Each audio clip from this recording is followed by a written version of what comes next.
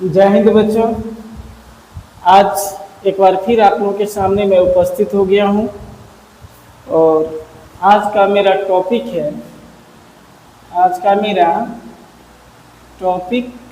है वास्तविक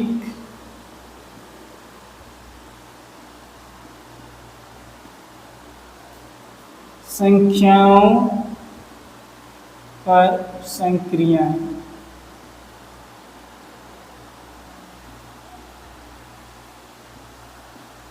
वास्तविक संख्याओं पर संक्रियाएं, operations on real numbers. Real numbers वास्तविक संख्याएं, इसके बारे में हम लोग पिछली कक्षा में जिक्र कर चुके हैं। क्या होता है वास्तविक संख्या, नहीं होता है। तो आज वास्तविक संख्या पर ऑपरेशन की बात होगी, संक्रियाएं की बात होगी, ऑपरेशन की बात होगी। चलिए आगे बढ़ते हैं हम लोग। ए कोई परिमेय संख्या है और बी कोई अपरिमेय संख्या है।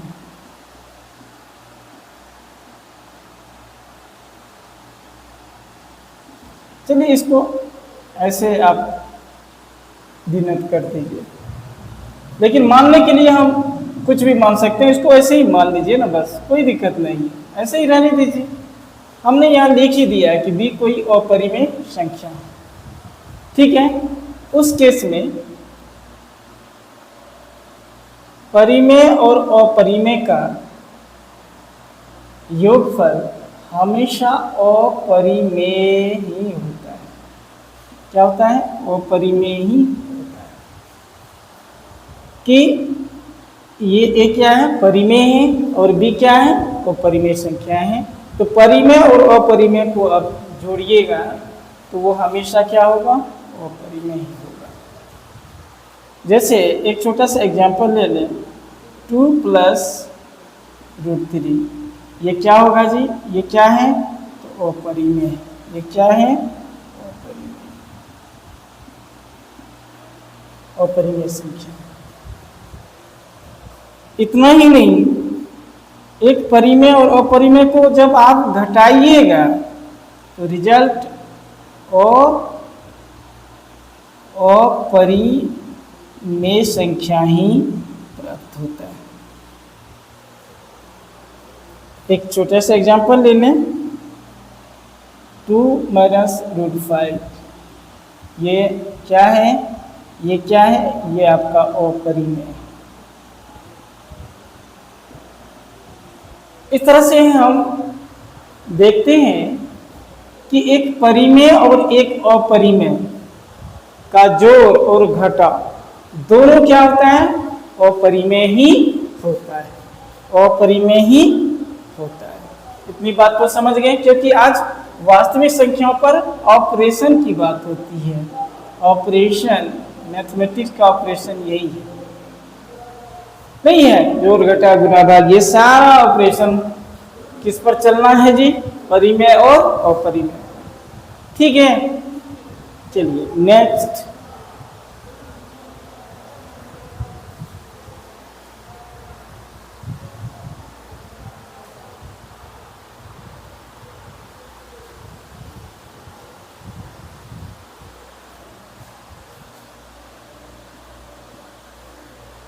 अब ए को हम मानते हैं शून्येतर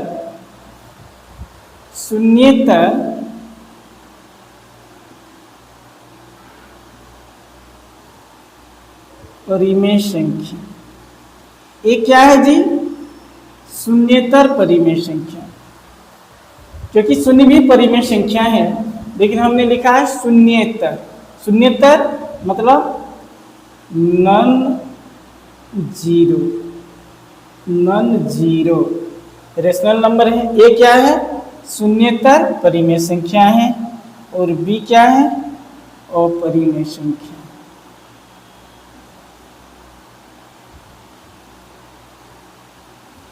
इस केस में यदि हम a को b से गुना करें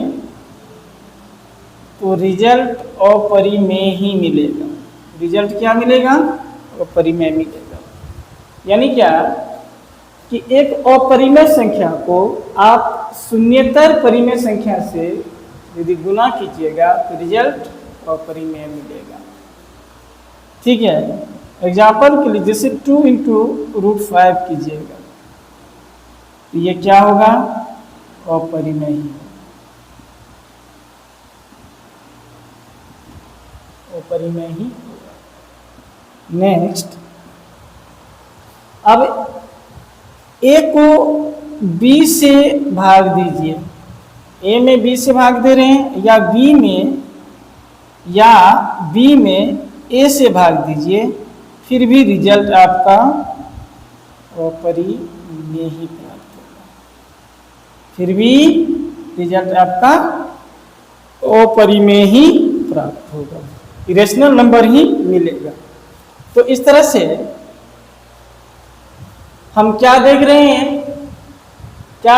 हैं कि वास्तविक संख्याओं पर संक्रियाएं कि जब दो परिमेय संख्या को और अपरिमेय संख्या, परिमेय संख्या और अपरिमेय संख्या को जोड़िएगा, घटाइएगा तो रिजल्ट अपरिमेय मिलेगा। और एक परिमेय, और कैसा परिमेय है ये? शून्येतर परिमेय है ना? शून्य नहीं होनी चाहिए क्योंकि शून्य से गुना कीजिएगा 0 हो जाएगा। तो शून्येतर परिमेय संख्या से जब किसी अपरिमेय संख्या को आप गुना कीजिएगा, भाग कीजिएगा तो रिजल्ट अपरिमेय ही मिलेगा। रिजल्ट अपरिमेय ही मिलेगा। तो मैं आशा करता हूं कि आप समझ गए होंगे। अब आगे बढ़ते हैं। आगे बढ़ना जरूरी है क्योंकि पीछे मुड़ के कभी हम देखे ही नहीं। चलते जाना है और अपनी मंजिल को प्राप्त करना है। यही मेरी दिली तमन्ना है, हार्दिक इच्छा है। तो मैंने अपना अभ्यास जारी रखा है, लेकिन आप लोग भी अपना अभ्यास जारी रखिएगा। किसके साथ?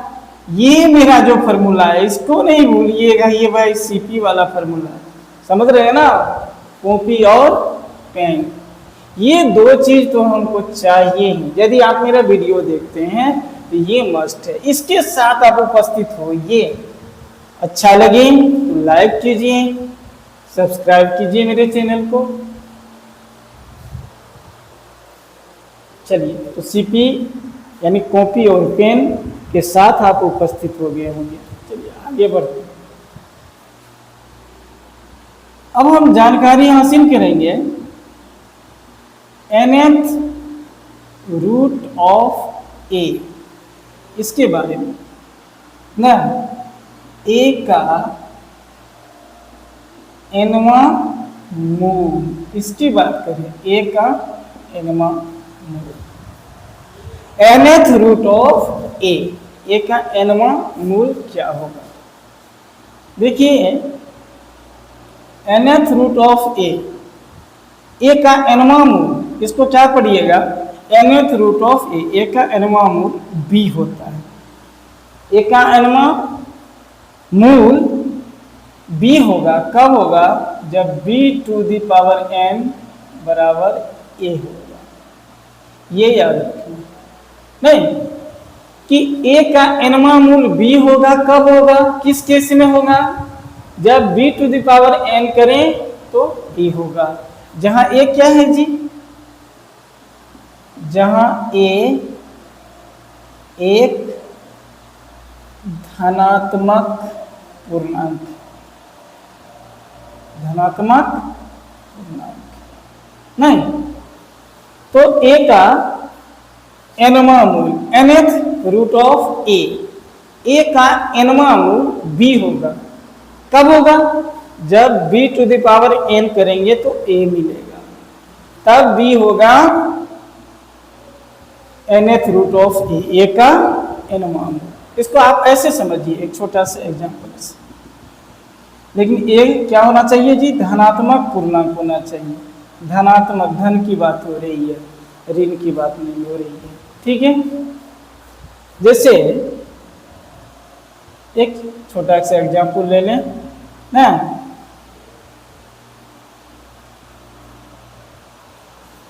27 का हम क्यूब रूट निकालते हैं, नहीं तो क्या होगा जी, 3 होगा। क्यों होगा, कंडीशन देखिए कि nth रूट ऑफ ए, यहाँ ए बराबर क्या है 27 है, ए की जगह क्या है 27 है, एक धनात्मक पूर्णांक है, नहीं इसका घनमूल निकालना है, इसका घनमूल आगे जिक्र करेंगे हम घनमूल का। तो यहाँ पर देख लीजिए, तो तीसरा मूल निकाल रहे हैं, 27 का तीसरा मूल, ठीक है। तो 3 होगा।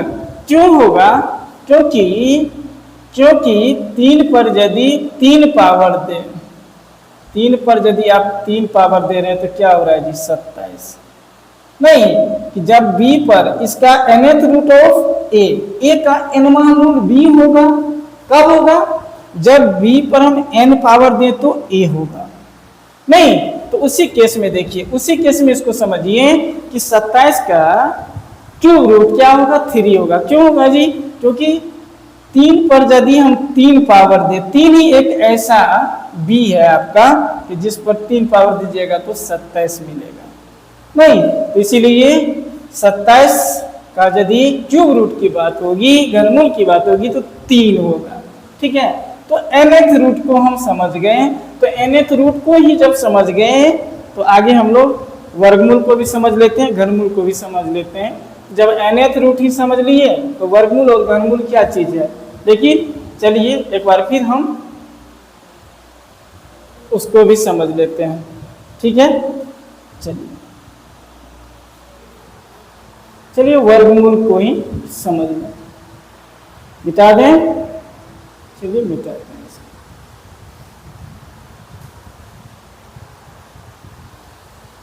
कुछ भी बड़ा नहीं होता है, नहीं मैं तो बार बार कहता हूँ हौसला होनी चाहिए, नहीं हौसला होना चाहिए, क्योंकि कौन कहता है कि आसमान में सुराग नहीं हो सकता है, एक पत्थर तो तबीयत से उछालो यारो, आसमान में भी सुराग हो सकता है। चलिए हम उसी का पार्ट है, nth रूट का ही पार्ट है वर्गमूल, नहीं स्क्वायर रूट, थोड़ा सा इस पर जिक्र कर लेते हैं। तो a का वर्गमूल b होगा। अब देखिए कितना आसान है, a का हम वर्गमूल की बात कर रहे हैं तो a का वर्गमूल b होगा जी। कब होगा b, जब b स्क्वायर बराबर a होगा। सिंपल सा बात है, जहां a क्या है, कोई धनात्मक पूर्णांक, इसको नहीं भूलना है, धनात्मक पूर्णांक इसको तो भूलना ही नहीं है, धनात्मक पूर्णांक। तो a का वर्गमूल b होगा। कब होगा, a का वर्गमूल b कब होगा, जब b स्क्वायर बराबर a होगा। ध्यान दीजिएगा ना, एग्जाम्पल के लिए जैसे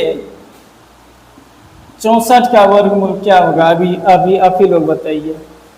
64 का वर्गमूल 8 होगा, नहीं वैसे प्लस माइनस 8 होगा, लेकिन यहाँ पर हम धनात्मक पूर्णांक की सिर्फ बात कर रहे हैं। तो 64 का वर्गमूल 8। क्यों होगा जी, क्योंकि 8 का स्क्वायर कीजिएगा तभी ना 64 होगा ना, 80 64, 8 गुना 8 कीजिएगा 64 होता है, नहीं होता है। इसीलिए 64 का वर्गमूल 8 होगा, नहीं 25 का वर्गमूल 5 होगा ना जी। क्यों होगा जी, क्योंकि 5 का स्क्वायर ही 25 होता है। etc. ये है वर्गमूल। तो आई होप, मैं आशा करता हूं कि आप लोग वर्गमूल भी समझ गए होंगे, कोई दिक्कत नहीं हुआ होगा कि ए का यदि वर्गमूल की बात करें तो बी होगा। कब होगा जी? कब होगा? जब बी स्क्वायर बराबर ए होगा, जब बी स्क्वायर बराबर ए होगा। तो 64 का वर्गमूल 8 होगा, 25 का वर्गमूल 5 होगा। ठीक है, चलिए एक बार अब घनमूल की चर्चा करने, घनमूल पर हम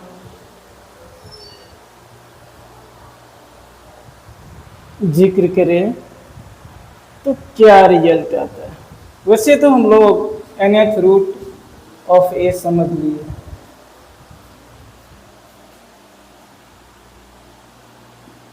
घनमूल नहीं, क्यूब रूट ऑफ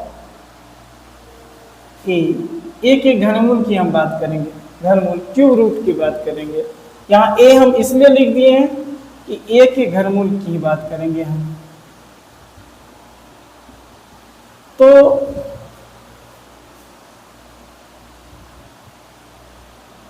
ए का घनमूल बी होगा। कब होगा जी? क्यूब रूट बी कब होगा? जब b टू द पावर 3 बराबर a होगा। नहीं, जहां ए कोई धनात्मक पूर्णांक है, जहां a क्या है? कोई धनात्मक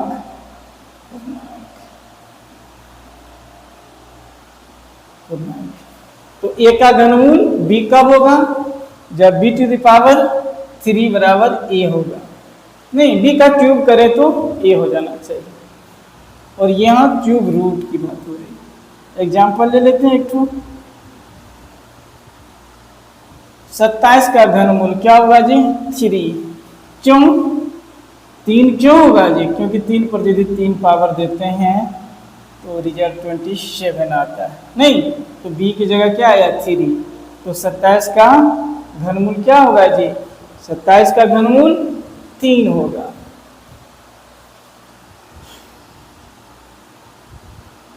अच्छा, 64 की घनमूल की हम बात करें तो 64 का घनमूल इस पर जिक्र करते हैं तो क्या होगा? 64 का घनमूल 4 होगा। क्यों होगा जी?